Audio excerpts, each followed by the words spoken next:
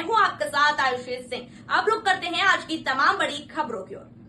रामराजा सरकार के प्रांगण से जल सहेलियों की 300 किलोमीटर की लंबी जल यात्रा शुरू।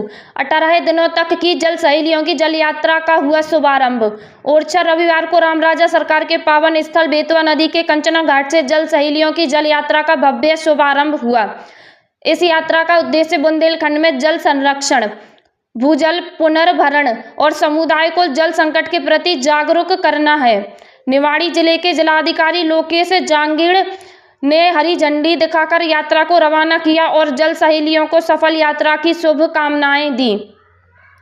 जल संरक्षण आंदोलन के प्रख्यात कार्यकर्ता जल पुरुष डॉक्टर राजेंद्र सिंह ने इस अवसर पर कहा, आज हमारी जल सहेलियां राम राजा सरकार के प्रांगण से निकल रही हैं और 300 किलोमीटर की जल यात्रा के दौरान गांव के बच्चों और बुजुर्गों को यह समझाते हुए आगे बढ़ेंगी कि यदि हम पानीदार रहेंगे तो इज्जतदार होंगे और यदि पानीदार होंगे तो मालदार रहेंगे।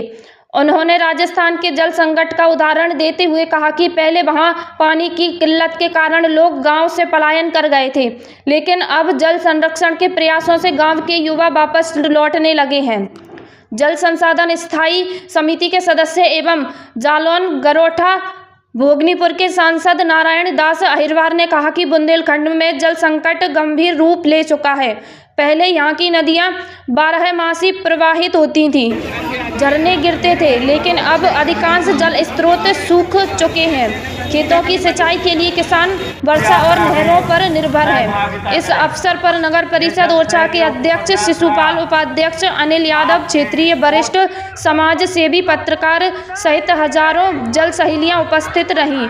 टीकमगढ़ से विवेक चंद्र की रिपोर्ट। क्या हो रहा है आपके जिले, आपके प्रदेश में? खबरों से अपडेट रहने के लिए चैनल को लाइक और सब्सक्राइब करें।